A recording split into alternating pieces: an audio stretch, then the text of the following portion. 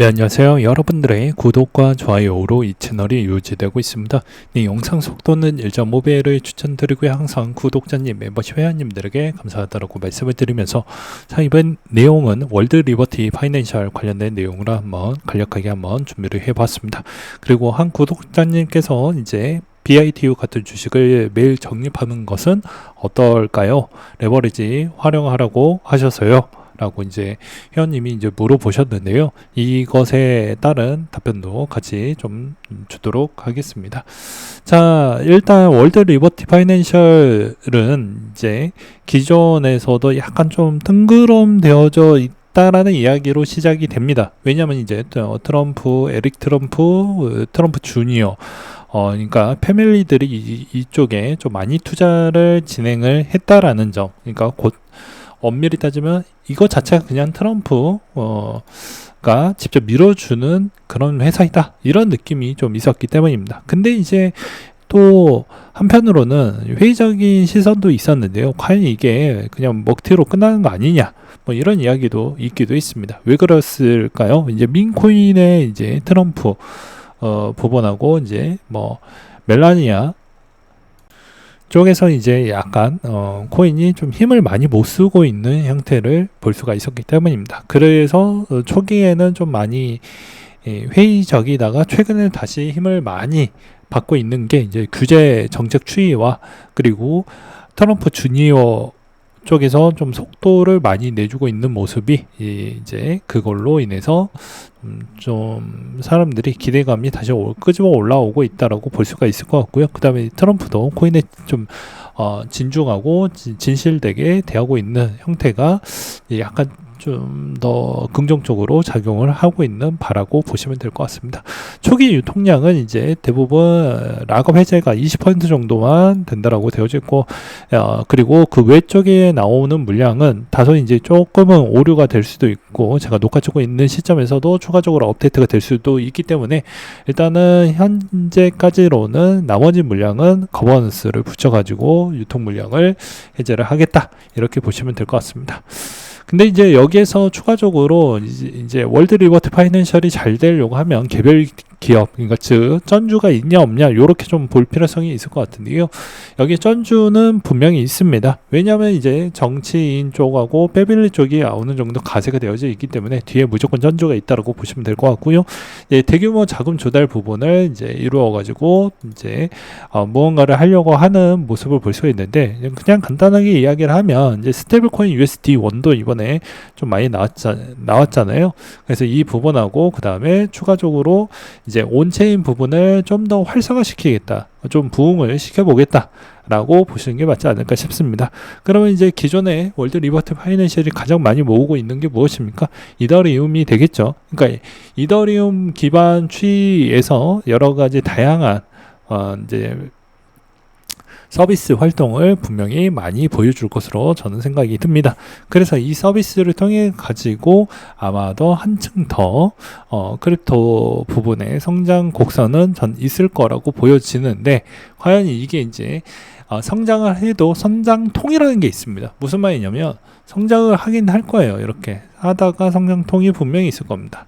그렇기 때문에 이런 점은 좀 조심하시고, 그 다음에 트럼프의 임기 부분도 이번에 이제 두 번째잖아요. 그렇기 때문에 이게 이제 아무래도 레임덕 부분에 따른 리스크도 어느 정도 존재를 한다. 그러니까 그전 때까지는 어느 정도 발판과 그리고 어느 정도 추이를 좀 볼 필요성은 있다라고 저는 말씀을 드릴 수가 있을 것 같습니다. 그래서 월드 리버티 파이낸셜 추이 동향에서도 이제 알트 5 같은 경우에도 좀 가끔씩 관심 있게 그냥 관종으로만 좀 보시고, 지금은 투자하는 건 조금은 약간 기다리면서, 또는 정말 하고 싶다라고 하면 소액으로만 하는 게 맞지 않을까 라고 저는 생각이 듭니다. 그래서 이 종합적으로 보게 되면은 아무래도 이제 대부분 원체 활동을 좀 하고 싶지는 않는데, 이걸 이제 간접적으로 내가 여기 투자처로 좀 써볼 수 있는 건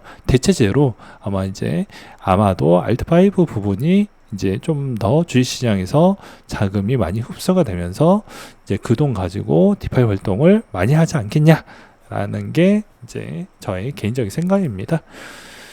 그 다음으로는 이제 이더리움 이야기를 좀 해보려고 하는데요. 최근에 이제 이더리움 추이 가격 비중을 보게 되면 샤프링크가 이제 포트폴리오 트래커를 보게 되면 좀 불규칙성 있게 좀 많이 모았다는 걸 볼 수가 있습니다. 그렇죠. 그렇기 때문에 이번에 이제 비트마인이 향후에 이제 곧 실적 발표 기점이 이제 가까워지고 있습니다. 그때 이제 컨퍼런스 콜에 아주 중요한 내용이 나와주지 않는다고 하면 이더 부분에 올라가는 가속도는 좀 떨어질 수 있다. 라고 저는 평가를 하고 있습니다. 왜냐하면 계속 제가 불거져 이야기를 하고 있는 점 중에 하나가 샤프링크와 샤프링크와 이제 비트마인의 공통점은 무엇이냐면 초반에 좀 많이 긁어주었어요. 근데 제가 아주 넉넉하게 이야기를 많이 했죠. 100조 원을 조달을 했었을 때 이더가 어느 정도 가격 위치에 있을 것이냐. 이것도 많이 잡아준 겁니다. 진짜 많이 잡아준 거예요. 근데 그 작은 부분을 통해 가지고 일정 비중은 자사주 매입에 쓰겠다. 일정 비중은 이더를 계속 모으겠다라고 하지만 특정 주가 가격 추이가 어느 정도 방어가 안 되면 이게 기간의 참여율이 떨어져 버리기 때문에 파이프라인에서 공급할 수 있을 만한 부분이 어느 정도 내 마음대로 그리고 그 막대한 물량이 잘 채워질 것인지도 만족적으로 채워질 것인지도 확인하기가 좀 어려운 부분은 있다라고 계속 말씀을 드리는 바가 될 것 같습니다. 그걸 어느 정도는 해결이 좀 되어 가야 되지 않겠냐. 그리고 최근에 이제 이더리움이 좀 좋아졌던 건 이제 월드 리버트 파이낸셜 부분에 따른 영향성이 좀 있다. 이렇게 보시는 게 좀 맞지 않을까 싶고요. 그 다음에 이제 이더의 또 숨은 부분은 아무래도 이제 이 마해 곡선, 그러니까 즉 언스테이킹 부분이 되고 나서 10월달 추이에서 많은 물량이 찍히게 될 것인데 그 물량을 잘 소화를 해주면서 갈 수가 있을 것이냐에 따른 궁금사항은 여전히 존재를 한다. 이렇게 저는 말씀을 드릴 수가 있을 것 같습니다. 그 다음으로 이제 또 볼 수 있는 것 중에 하나는 이제 비트코인이 좀 될 것 같은데요. 비트코인의 이제 현재 사이클 곡선 추이를 본다라고 하면 제가 보기에는 이제 지수 동향과 거의 유사하게 갈 것으로 저는 보고 있는 시장입니다. 그러니까 나스닥 기반이 생각보다는 잘 버텨주어야 된다. 그러니까 나스닥 부분이 버텨주지 못한다고 하면 여전히 할 필요성이 없다라고 말씀을 드릴 수가 있을 것 같고요. 그리고 이제 또 엄밀히 따지면 이더리움한테는 또 독약이 되는 게 개별 기업들이 이제 자기에 있는 주식 부분을 증자를 해가지고 융통을 하고 있는데 이 가치가 증자를 안 했는데도 지수가 빠지면서 같이 날아가게 되면 더 많이 찍어낼 수 있는 총량이 줄어드는 효과가 나와버리잖아요. 그렇기 때문에 이런 점이 좀 있다. 그러면 자사주 매입하는 것은 어느 정도 좀 선제적 방어용이 될 수 있지 않겠냐. 근데 그거는 강제권이 없습니다. 엄밀히 따지면. 해당 내용을 읽어보시면 아마 아실 수 있을 것 같고요. 그래서 아무래도 전체적인 이제 증시 의존도가 높은 자금이 증시에서 와서 디지털 자산 쪽으로 들어가고 있기 때문에 이런 점을 좀 보셔라 라고 계속 강조드리면서 말씀을 드리는 바가 될 것 같습니다. 현재 이제 비트코인 가격 추이를 본다라고 하면 아무래도 제 생각은 그래요. 지금에 있는 추이에서는 제일 중요한 가격이 주봉의 이 현 110 그러니까 정확하게 이야기하면 오히려 이제 한 마지노선은 105K가 깨지지 않고 계속 가주어야 된다라는 입장입니다. 왜냐하면 이제 이 중심선 부분에 따른 추이가 만약에 터치가 나오고 나서 올라가봐야 힘이 더 많이 떨어지는 형태로 갈 수밖에 없기 때문인 것이고요. 그 다음에 이더리움 부분을 좀 본다라고 하면 상단 터치하고 잠깐 쉬어가고 있는 패턴이 나와주고 있는 실정이기 때문에 여기에서 이제 적당히 주봉에서 적당히 조정이 좀 나와 주었다가 이제 3,800선 정도에서 지지를 하고 올라가주는 모습이 나와야 초강세적인 효과가 나온다라고 보시면 될 것 같습니다. 왜 그러냐면 조정이 좀 일시적으로 좀 낮다가 올라가는 패턴이 나와주는 게 대부분 요즘 패턴이다 라고 보시면 될 것 같습니다. 일례 예시를 좀 보여드린다고 하면요, 대부분 이제 이 하락기 패턴을 크게 하고 V자가 어느 정도 나와주면요, 여기서 잠깐 머물죠. 예. 대부분 21선 이탈을 별로 안 하고 그 다음에 올라갑니다.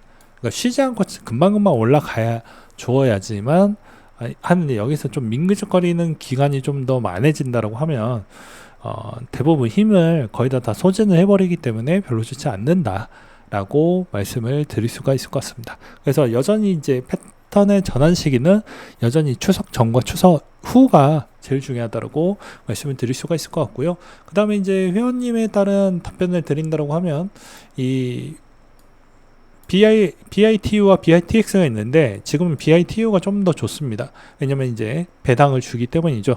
그러면 이제 BITU를 모아가는 게 좋을까요? 라고 이제 물어보셨는데요. 간단합니다. BITU는 이렇게 생각하시면 됩니다. 그냥 코인 선물 거래소에서 레퍼럴 새끼들 좋아하게끔 만드는 것보다 차라리 BITU를 모으면 청산이라는 효과가 없고요. 근데 일정 수수료를 내는 부분보다 훨씬 더 저렴하게 갑니다. 그러면서 추 배당금도 나오게 되는 효과가 나오게 되죠. 그러니까 엄밀히 따지면 모아가는 건 나쁘지 않는다라고 보는 입장입니다. 단 이걸 얼마나 최적화 있게 돌릴 거냐가 중요한 거예요. 왜 그러냐면, 레버리지를 쓸 거라고 하면요, 레버리지라는 건 반대로 올라갈 때도 2배, 내려갈 때도 2배입니다. 그러면 언제 사야 될까요? 올라갈 때 산다라는 건 딱 한 가지 조건밖에 없습니다. 뭘까요? 당연히 이제 내가 어느 정도 완벽하게 차익 실현을 할 때, 그때 라스트로 땡길 때, 그때 이제 평균 단가 생각 없이 그냥 모아가는 것이고요. 내려갈 때 2배 가중으로 모아가는 것입니다. 그리고 이제 두 번째로는, 기회가 잘 안 올 것 같은데 난 그런 거 별로 신경 쓰고 싶지 않아요. 그냥 무작위로 사셔도 상관이 없지만 수익률은 좀 떨어질 수는 있다 라고 말씀을 드릴 수가 있을 것 같습니다. 그리고 이제 두 번째로는, 배당이 나오는 걸 재투자할 수 있고요. 그 다음에 이제 또 이 레버리지 가지고 또 할 수 있는 방법이 또 하나가 있습니다. 어느 정도 레버리지 비중이 높아지는 추이에서 이게 나가는 비용에 따른 걱정을 많이 하시는데요. 비용은 코인 선물 부분하고 보았을 때 훨씬 더 적게 나갑니다. 엄밀히 따지면.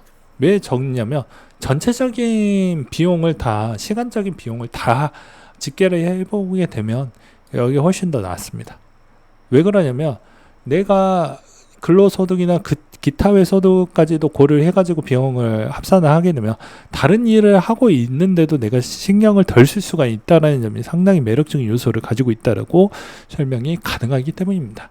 그리고 이제 가끔씩 이제 내가 여기서도 추가적인 규칙 사항이 하나가 더 있는데요.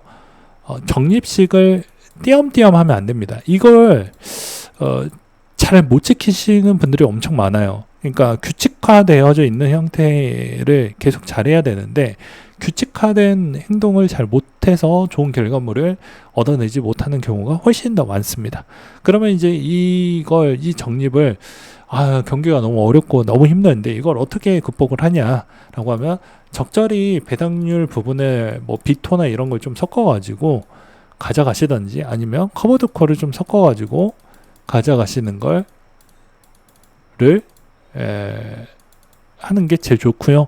그 다음에 여기서 좀 더 구체화된 전략을 가져가 볼 필요성이 있습니다.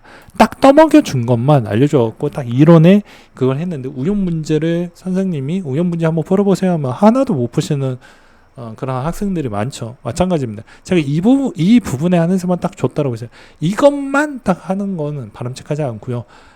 내가 여기서 이런 거를 알려주었으니 이거에 살을 더 붙여가지고 나만의 것을 만드는 게 맞겠죠.